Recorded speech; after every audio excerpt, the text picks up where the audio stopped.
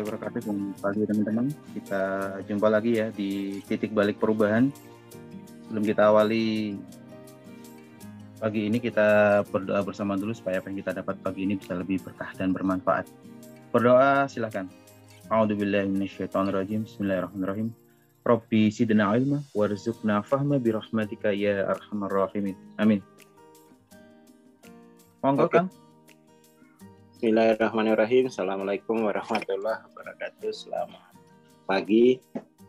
Kita lanjutin obrolin buku kita. Teman-teman yang sudah punya bukunya diambil dioret-oret gitu ya. Ikut. Jadi sambil mendengarkan tuh sambil mencatat, sambil membaca, kan begitu ya. Jadi mendengarkan ditambah dengan mencatat, kemudian itu kan otomatis membaca kan itu ya. Jadi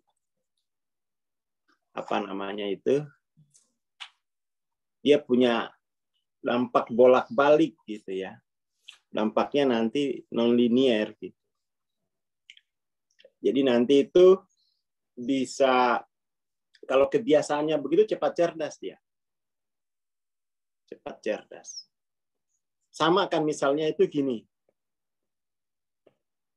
Kalau misalnya kita gunakan Quran. Ya. Quran itu kan sebutannya macam-macam tuh. Dia sebagai nur. Dia sebagai Quran itu sendiri. Ya. Dia sebagai kitab. Kemudian dia sebagai, ntar dulu ya. Sebagai nur, sebagai furqan dulu. Furqan. Kemudian sebagai Quran. 4 sebagai kitab.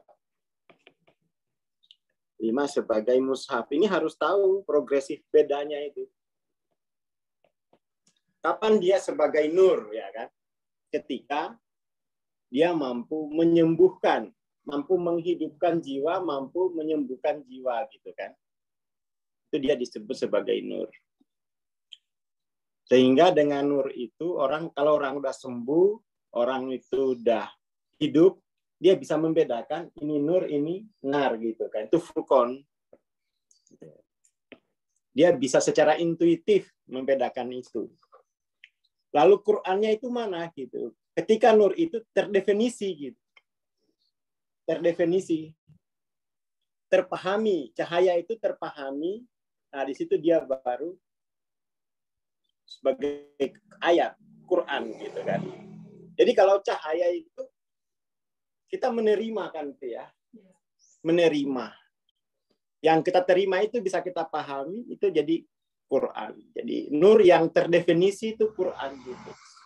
Makanya Quran itu ya yang di kitab itu, yang di mushaf itu bisa juga pada diri kita, bisa juga pada alam.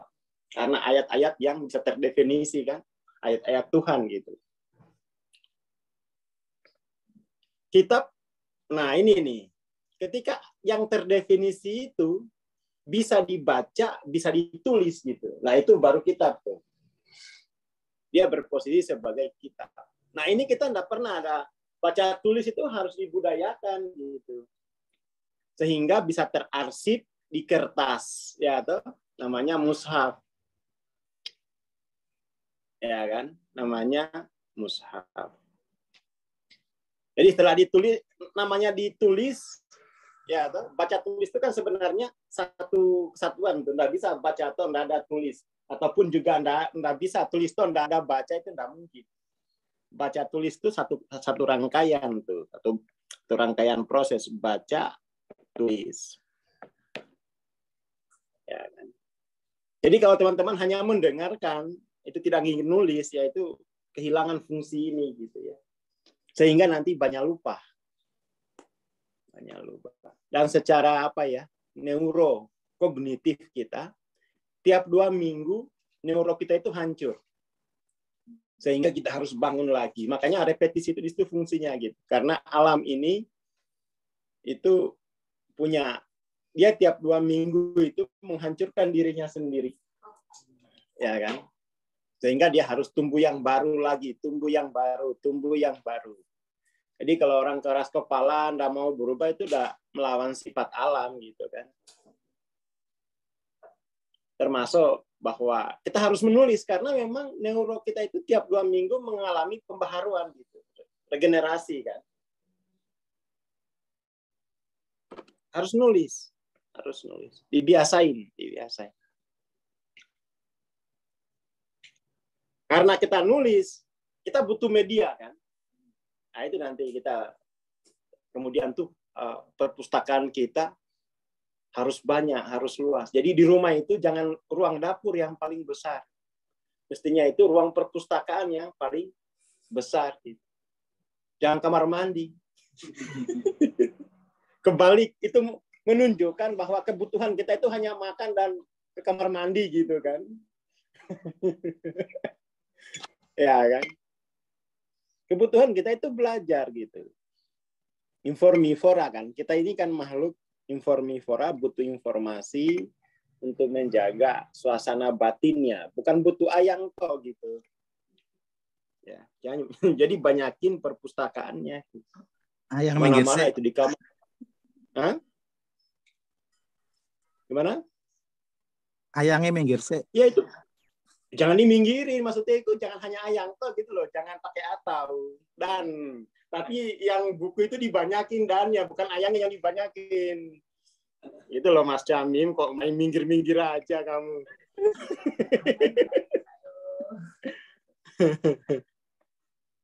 Seperti itu. Itu penting loh itu. Jadi sambil nyatat gitu ya. Kalau yang belum punya bukunya nggak apa-apa. Salin berarti, harus nyalin. Tambah dengan salin dia. Kalau yang sudah punya, nggak usah salin, tinggal verifikasi.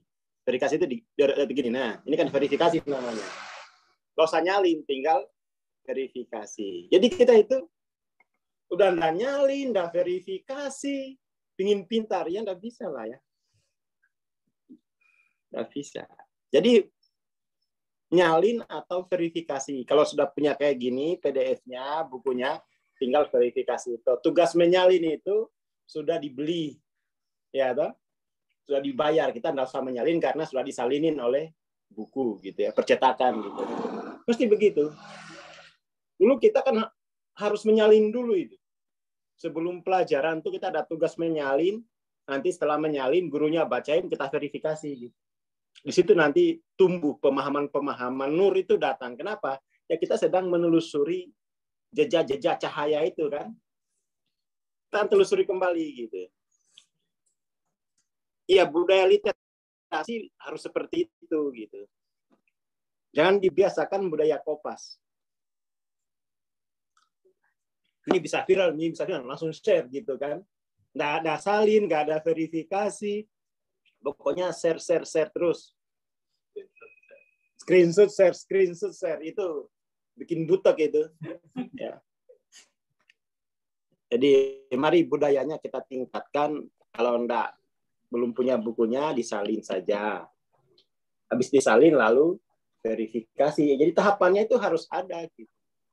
Coba teman-teman ke bank. Kebetulan dulu saya pernah magang di bank tuh 6 bulan waktu SMA. PJT kan. Jadi ada proses verifikasi di sore hari gitu terhadap semua slip. Tapi pikir-pikir kenapa harus verifikasi gitu? Yaitu untuk menguatkan ya. Proses itu betul-betul terpantau, tidak ada yang untuk menghindari kealpaan dan kecerobohan saat proses salinan itu kan. Di bank itu kan prosesnya itu ada namanya 3 tahap dia tuh. Pertama itu nasabah menyalin dulu. Menulis. Habis disalin, itu divalidasi oleh mesin. Antara salinan dan mesin itu, jadi habis menulis, divalidasi. Nah ini orang bank harus tahu ini. Habis divalidasi, diverifikasi kembali oleh petugas. Jangan sampai antara salinan dan validasi berbeda gitu. Itu namanya verifikasi. Lumayan dulu magang di bank itu bisa tahu proses data itu gitu. Ada progresifnya gitu. Dengan begitu kita jadi hati-hati mengelola data. Tulis, validasi, verifikasi. Yang validasi itu mesin, yang verifikasi itu pejabat. Pejabat yang ditugaskan untuk itu. Nah, saya dulu asistennya pejabat yang tukang verifikasi gitu. Kalau yang validasi kan mesin tellernya tuh. Ya kan? Nanti ada sore hari itu kita verifikasi gitu ya. Dan itu proses belajar mestinya seperti itu gitu. Salin, validasi, verifikasi. Ini salin enggak, validasi enggak, verifikasi enggak. Gimana? share nanti sing pinter HP ini kan. Nah iya, screenshot share gitu kan. Itu kan bukan proses belajar yang organis gitu. Seperti itu.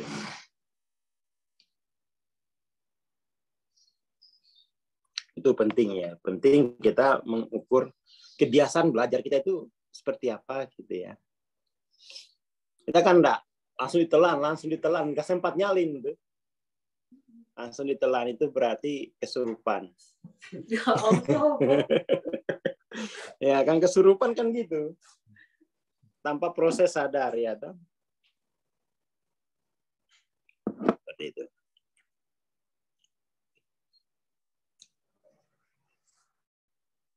Oke. Sekarang kita lanjut ya, ini tadi soal tradisi ya, tradisi.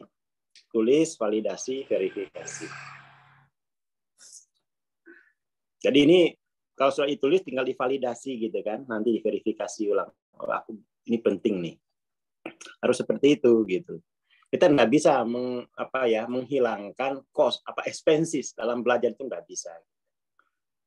Jadi kita tidak bisa menerapkan prinsip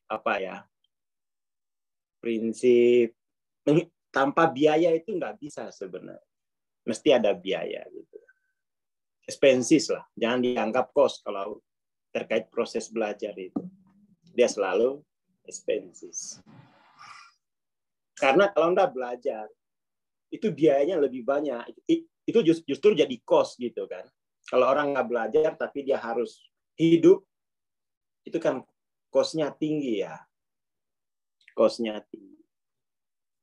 Sudah bayar cost, sudah tumbuh, mendingan bayar expenses. Expenses itu kan dia biaya yang dikeluarkan untuk tumbuh kan, untuk mendapatkan keuntungan di masa depan kan. Mendingan ambil itu daripada nanti tahu-tahu bayar tapi nggak tumbuh gitu. Itu namanya cost. Jadi soal uang keluar pun kita tidak punya definisi yang jelas gitu. Tahu-tahu uangku berkurang, ya ntar dulu gitu. Berkurangnya itu karena cost atau karena expenses kan. Nah, kayak gitu kan kalau nggak dipelajari kan kita nggak ngerti gitu.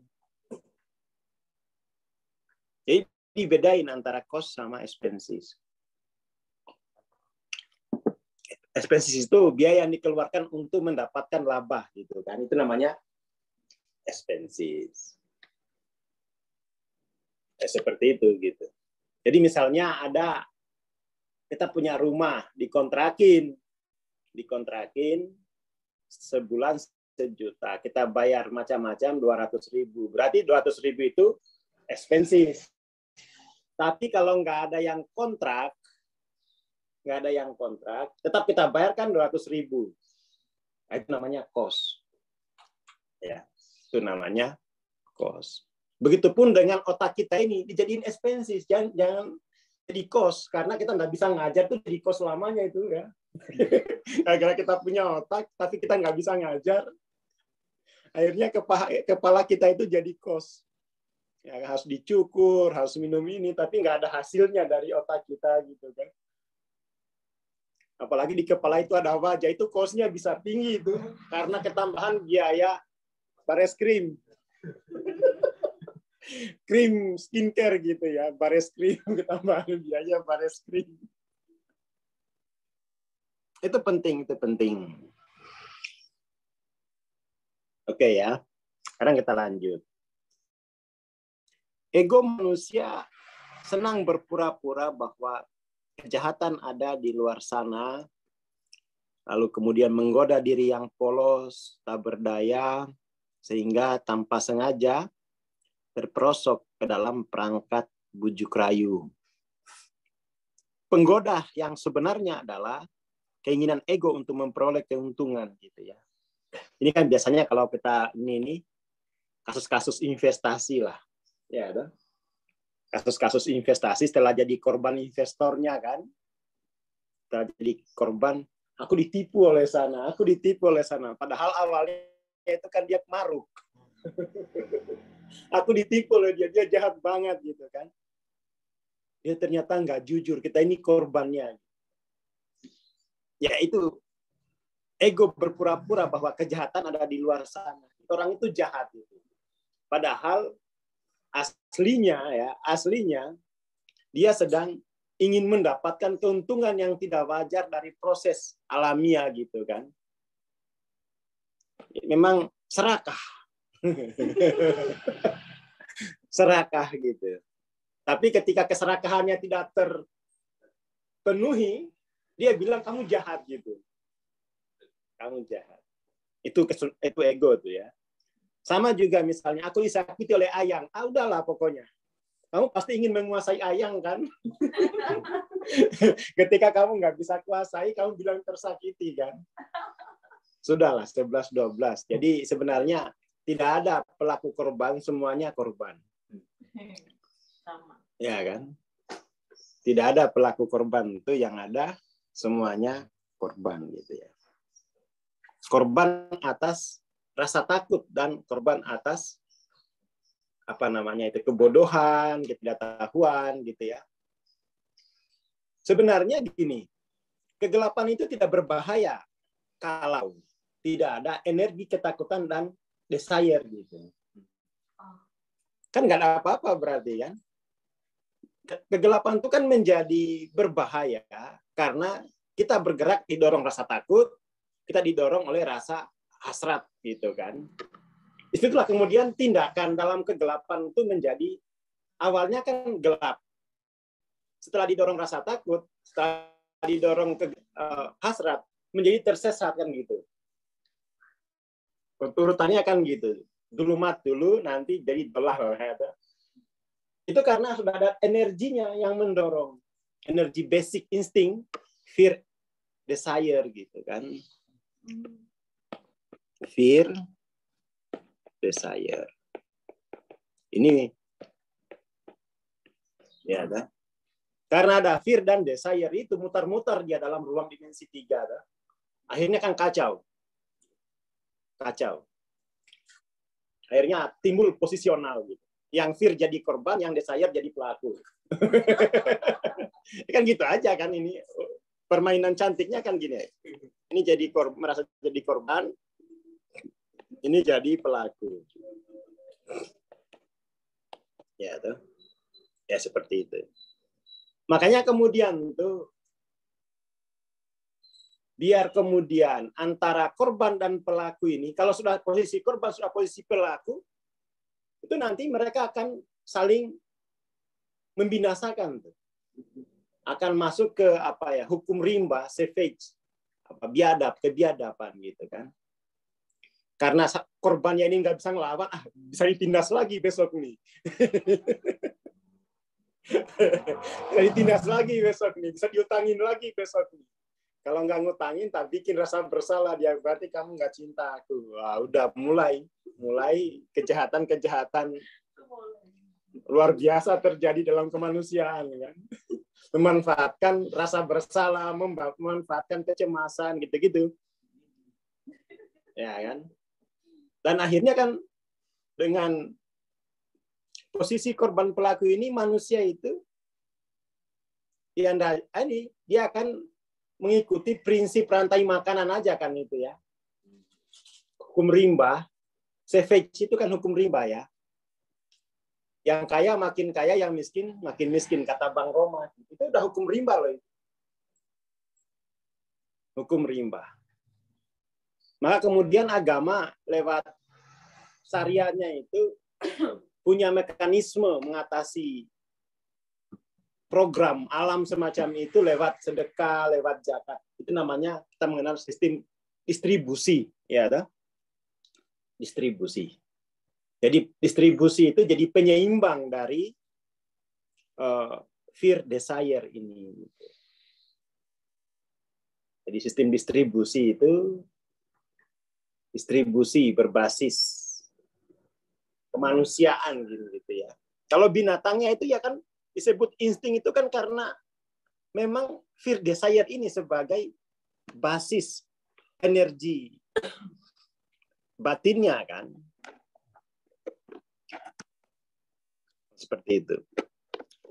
Nah, di dalam dimensi keempat, ini kan dimensi 3 ini ya. Dimensi 3 itu ada pergerakan dalam ruang yang didorong oleh energi fear desire kan.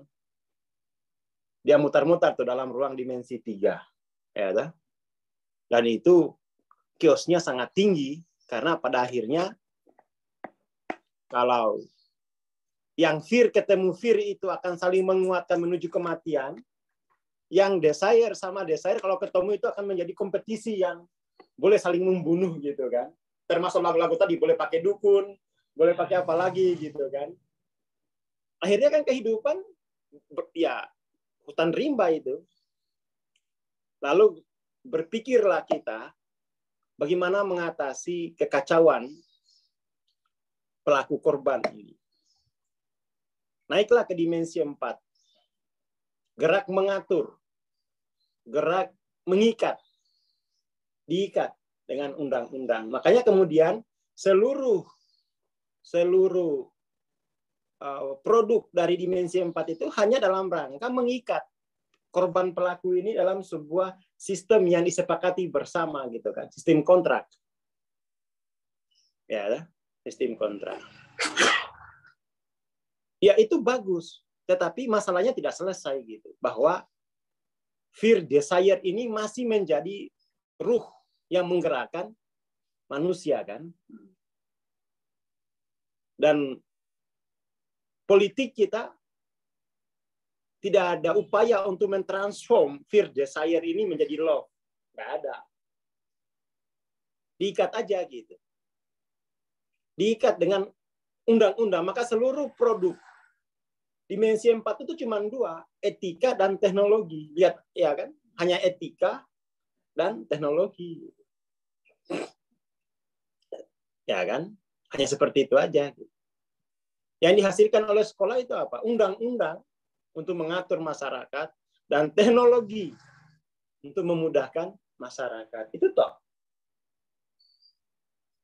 Memang apa aja yang dihasilkan sekolah kita kan cuma 2 itu. Yang berubah teknologinya atau yang canggih undang-undangnya. Tetapi manusianya tetap diruhi oleh fear desire ini. Ya, toh? Maka di situ kemudian undang-undang itu bisa kita kangkangi, ya toh? Karena dia hanya alat. Oh iya, kalau masih miskin ya nggak mungkin beli gadget bisa nonton video porno. Kalau udah kaya kan bisa. Akhirnya kan teknologi itu hanya untuk memuaskan basic instingnya kan.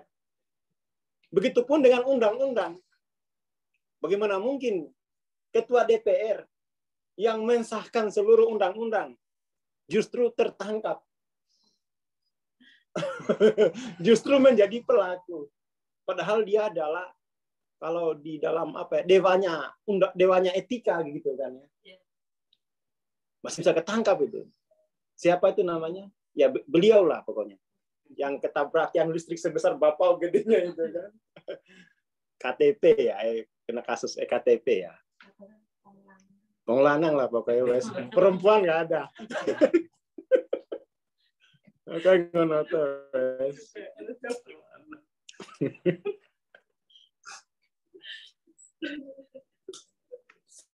Jadi kita lihat gitu ya, seluruh biaya yang kita keluarkan dalam peradaban ini hanya untuk counter force, menanggulangi akibat dari energi fear desire ini. Seluruh dunia tuh, seluruh dunia. Ya kan? Seluruh dunia. Karena itu memang gerak mengontrol. Dimensi keempat itu gerak mengontrol. Sementara dimensi ketiga itu gerak memperoleh, gerak mendapatkan, gerak menguasai. Itu kan jenis gerak dimensi tiganya kan. Sementara dimensi 4 itu gerak mengendalikan gitu. Jadi kalau dimensi 3 gerak perolehan. Dimensi 4 gerak pengendalian gitu. Ya selalu, jadi pengendalian ini kan counter force nih aslinya. Ya, counter force. Ya seperti ini toh. Kita bayar pajak itu hanya untuk dihabiskan pada counter force. Eman-eman. Kenapa Anda bisa naik ke atas lagi? Gerak transformasi. Ya. Dimensi 5 itu geraknya gerak transformasi. Transformasi itu berangkat dari, ya oke lah. Tidak menghilangkan basic insting kita. Jadi, tidak mengingkari basic insting. Jadi ciri transformasi itu dia progres, gerak progresif, ya toh, gerak progresif, gerak meninggalkan gitu ya. Nanti berbeda nanti dengan gerak dimensi 6, gerak tumbuh, memunculkan. Kalau tumbuh itu memunculkan yang baru dari benih yang sama gitu kan. Kalau gerak transformasi itu gerak meninggalkan sebenarnya. Gerak melampaui. Namanya progresif itu selalu menuju gerak melampaui. Jadi gerak transformasi itu tidak mengabaikan, oke, kamu punya basic insting, oke, saya layani dulu, tetapi tidak meninggalkan bahwa kamu juga harus progress ke love loh. Jadi dari fear desire menjadi love. Itu namanya gerak transformasi gitu ya. Nah, ini kita termasuk ya mencatat menulis itu menuju love kan sebenarnya. Oke lah. Kita tahu bahwa belajar itu mahal. Oke, tapi jangan ditinggal gitu. Kita justru katakan sekarang itu mahal. Oke, saya juga pernah kok di fase itu. Ketika buku-buku terasa mahal dalam kesadaran saya nggak berhenti belajar itu. Mahal itu karena saya nggak punya uang gitu. Jadi biar saya selamat, bukunya yang saya siksa. Kamu mahal gitu kan. Aku nggak sanggup mengatakan diriku miskin waktu itu. Gitu. Maka bukunya aja yang saya jadikan sasaran dari kemiskinanku gitu kan. Bukunya yang jadi sasaran dari kemiskinan itu. Ya kan? Seperti itu. Nah, apa yang saya lakukan waktu itu? Ada dua. Saya ke perpustakaan daerah jalan kaki itu dari Bintaran sampai ke dekat rumahnya Mbak Jumrotul. Jalan kaki itu. Itu mungkin ada lah berapa kilo ya, 5 kiloan. PP 10 kilo gitu. Jalan kaki gitu ya, tiap hari. Selain itu kebiasaan saya adalah ke buku dulu masih ada shopping. Shopping itu saya misalnya nih, shopping itu kan banyak buku ya. Saya punya satu topik. Satu halaman saya salin di toko buku A, halaman berikutnya saya salin di itu kriminal. Tapi ya begitulah orang miskin yang kepingin belajar gitu, yang meninggalkan kebodohannya gitu. Saya dulu begitu sampai ketahuan tuh. Kamu di sini satu halaman, di sana satu halaman. Akhirnya tuh buku habis saya salin. Itu baru saya salin, belum saya pikirkan. Ya dulu masih seperti itu belajarnya. Sampai Periplus tuh kalau lihat saya, pegawai Periplus sudah tua banget. Ini anak kayaknya dulu yang tukang salin-salin di sini. Sekarang saya bawain uang 5 juta beli, nggak nyalin-nyalin lagi aku. Ya sampai kalau ke Periplus Malioboro, itu saya tahu ini anak ini dulu yang buka-buka cover, buka-buka sampo ya, apa namanya itu yang kertasnya itu loh, yang apa plastiknya itu gitu. akrab akhirnya sama semua ininya. Karena kayak sering ketangkap dulu tuh. Giliran mereka saya kabur gitu kan. Saking pinginnya belajar gitu. Itu namanya gerak progresif ya. Itu bagian dari self love gitu ya. Mencintai diri kita gitu ya. Tidak mengingkari gitu, tidak mengingkari, juga tidak memfikskan gitu kan.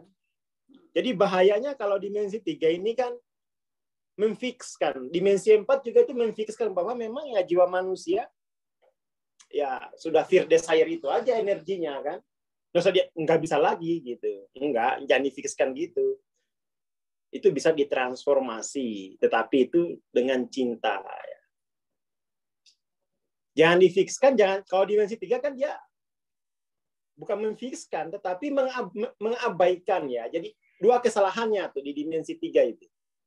Dia memfikskan dirinya sekaligus mengabaikan posisi yang lain. Pengabaian. Kalau dimensi 4 itu tidak ada pengabaian, makanya dikendalikan, tetapi masih fix. Masih fix bahwa kamu ya binatang aja sebenarnya yang harus diikat. Maksudnya binatang itu secara source of energy, ya toh? Source of energinya, source of energi psikisnya itu adalah fear dan desire. Ini kan binatang ini. Bukan bertanduk, bukan. Kesamaan dengan binatang itu bukan pada bentuk gitu loh.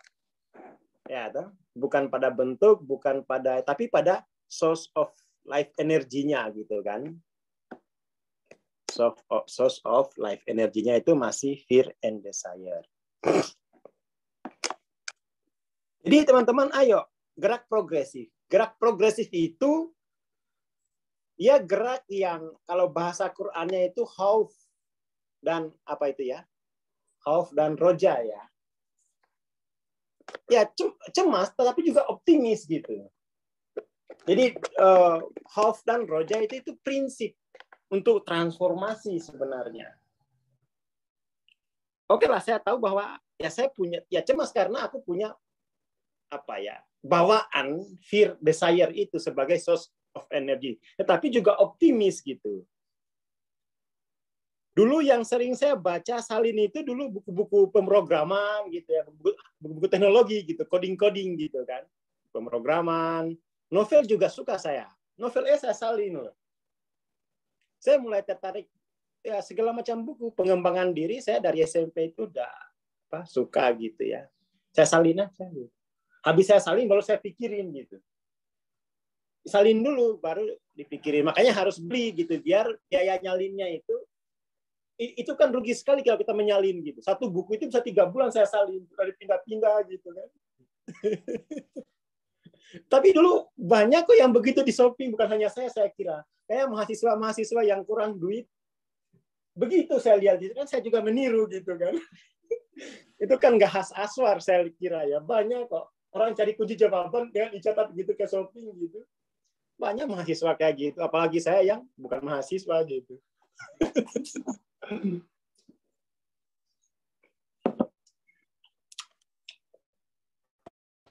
Ya, seperti itu ya. Jadi mesti ada hidup itu, khauf dan rojanya itu. Cemas dan optimis, itu gerak transformasi itu berangkat dari situ gitu. Cemas kalau ini saya tidak mengelolanya, tidak melampauinya. Optimis karena ya saya bisa kerjain gitu. Ini adalah pilihan saya kan. Orang optimis itu karena ada pilihan. Pilihan saya waktu itu ya saya tetap cemas atau cemasnya itu saya lampaui dengan ya nyolong-nyolong ilmu lah. Semoga itu termaafkan oleh malaikat gitu ya. Nyolong-nyolong gitu. Kan hanya itu gitu. Untuk melampaui cemasnya hanya itu. Ke perpustakaan di Jogja tidak lengkap gitu. Buku-bukunya udah terlalu tua menurutku gitu ya. Dulu pernah ke perpustakaan UGM yang perpustakaan umumnya yang sebelah kiri kalau dari apa itu Mirota itu. Saya pernah daftar di situ juga gitu. Saya juga pernah masuk ke perpustakaan psikologi UGM. Tapi bukunya terlalu tua-tua menurutku gitu ya. Koleksinya itu buku-buku tua gitu. Nggak ngimbangin lagi gitu ya wacana saya gitu. Makanya ketika punya uang tuh Amazon tuh surga bagi saya gitu ya. Periplus tuh surga. Surga. Saya berani nggak ganti sempak. Iya, daripada nggak baca buku itu. Dulu itu ya, maaf ya, sempaknya bolong-bolong nggak apa-apa lah. Yang penting jangan sampai otaknya yang bolong gitu. Dia punya kebijakan seperti itu. Saya nggak pernah beli baju lebaran. Mendingan saya beliin buku deh. Ya kan? Iya, saya bajunya itu ya nggak terlalu ini ke fashion gitu. Kenapa ya? Dulu masa kecil sehari saya ganti satu fashionnya. Wong ibu saya penjual pakaian. Saya ke toko pakai gitu ya. Jadi sekarang itu bosan gitu ya. Ya dulu baju tiap hari ganti ya. Ke pasar gitu. Ah, bagus nih pakai gitu ya sudah. Ibu saya ya udah gitu. Jadi sekarang itu nggak terlalu ini sama fashion gitu. Nggak apa ya. Ya sudah gitu. Sudah cukup. Masa kecilnya kayak lebih bahagia di fashion ya. Gonta-ganti baju gitu. Sekarang di buku aja gitu. Di buku. Jadi jangan sampai kemudian kita ditipu habis-habisan ego gitu kayak tadi. Bukunya mahal. Ya, kamu yang miskin, Wak. Ini kan tipuan ego ini. Berpura-pura ya, yang mahal tuh di luar, yang jahat tuh di luar. Padahal dirinya yang kere gitu kan. Itu aja intinya udah. Nggak usah kita sembunyiin. Sadar miskin, wes. Tapi itu kan ketika kita sadar miskin, posisi psikologis kita kan tuh khauf dan roja itu kan. Cemas karena ya ini akan terus berlanjut atau ini akan tapi optimis. Kenapa? Saya bisa pilih untuk tidak berlanjut gitu kan. Itu kan spirit transformasi itu di Quran itu ya itu tadi. Kita tidak boleh terlalu cemas, negative thinking, tidak boleh juga over positive thinking. Itu tidak akan menghasilkan transformasi, tapi itu menuju satu megaloman, satu menuju bunuh diri gitu kan. Depresi, satu megaloman itu satu depresi. Dan itu tidak akan pernah menghasilkan transformasi apapun. Dia harus khauf, roja itu sebagai prinsip transformasi pribadi. Ya kan? Jadi rangkul dulu, kan merangkul masa depan itu juga merangkul masa depan kan khauf roja itu kan. Ya kan? Transformasi memang seperti itu karakternya. Orang yang menolak mentah-mentah masa lalunya tidak akan pernah transformasi. Orang yang terlalu futuristik tidak melihat masa lalu itu juga tidak akan banyak bermanfaat bagi masyarakat gitu kan. Jadi yang benar itu adalah rangkul keduanya. Sehingga itu bisa melahirkan bukan hanya mekanika tetapi juga dinamika kan. Dinamika itu kan karena ada beda tegangan ya toh. Kalau tidak ada tegangan yang berbeda nggak akan ada dinamika. Yang ada paling ya hanya mekanika aja kan. Rutinitas gitu kan. Jadi kita mesti paham itu, harus ada mekanika, juga ada dinamika. Dinamika hanya bisa terjadi kalau ada dua tegangan yang berbeda. Mungkin orang fisika bisa memperbaiki ini kata-kata saya gitu ya. Bisa memperbaiki. Jadi itu harus penting. Khauf roja itu sebuah dinamika. Ya, dinamika. Dinamika yang itu bisa menghasilkan transformasi kalau dinamika itu betul-betul dikelola dengan baik. Tapi kalau orang udah tidak melihat dinamika lagi, dia akan jatuh pada rutinitas atau mekanika gitu kan. Artinya dia sudah fix. Jadi kalau sudah prosesnya itu proses mekanik, dia artinya fix. Kalau mekanika itu kan selalu dinamika itu kan selalu memperbaharui diri kan, selalu menghasilkan sesuatu yang baru, menghabiskan yang lama, ya kan? Transformasi kan seperti itu prinsipnya, habiskan yang lama, hasilkan yang baru, itu namanya, ya kan? Dinamika, dinamika, habiskan yang lama, hasilkan yang baru. Kalau orang miskin enggak? Yang lama itu jangan sampai habis. Itu tahu benar saya karakter orang miskin. Yang lama jangan sampai habis, yang baru kalau bisa nggak usah ada gitu.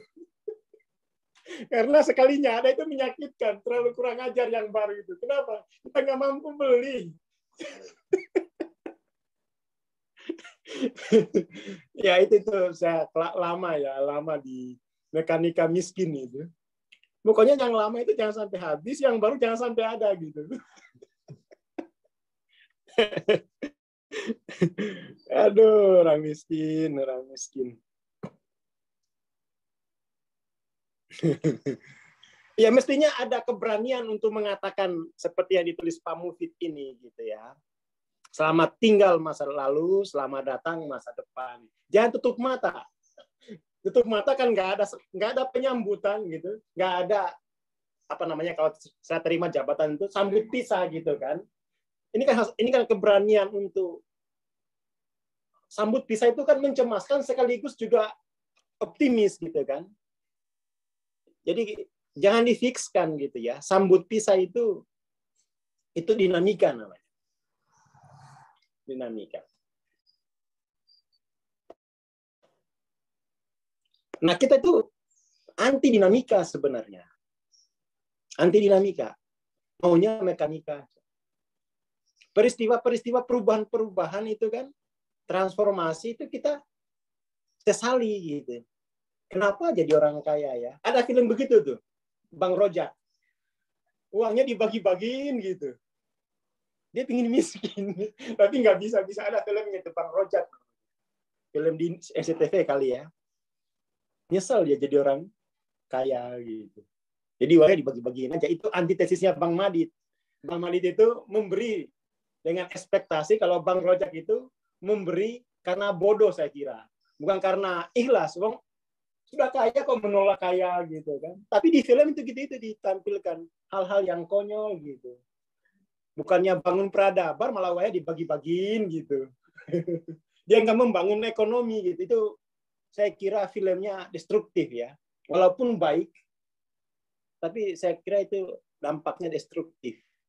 Bahwa orang yang bagus tuh orang yang uang itu jangan tidak mampu mengelola uang gitu. Kan harusnya uangnya dikelola gitu kan, bikin apa gitu. Malah filmnya itu dikonyol-konyolin gitu, dibagi-bagiin gitu. Kekayaan tuh menjadi masalah bagi Bang Rojak. Ayo mana fansnya Bang Rojak nih? Itu film apa sih namanya ya? Antitesisnya Bang Madit lah itu. Bang Rojak namanya.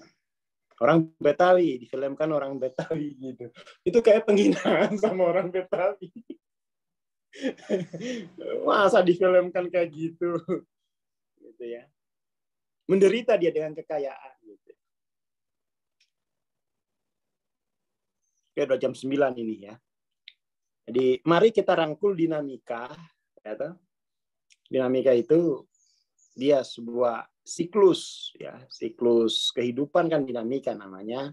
Habiskan yang lama, hasilkan yang baru gitu. Jangan yang lama semoga nggak habis, yang baru semoga nggak ada gitu.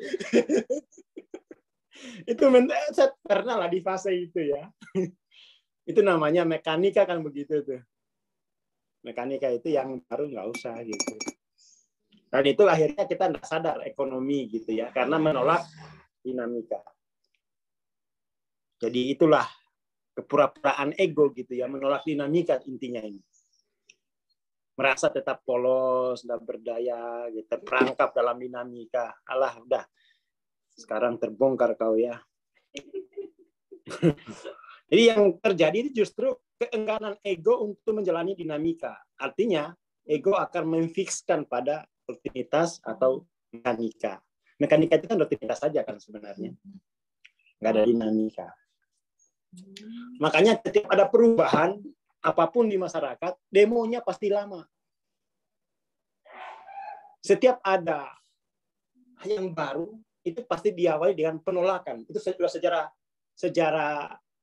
transformasi itu, sejarah kebaruan itu selalu ditantang gitu. Ya, selalu ditolak. Itu ego sebenarnya kan. Kita cenderung pelestarian, bukan pemajuan gitu ya.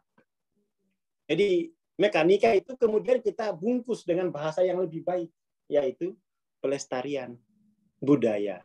Mestinya pemajuan. Ya, pemajuan.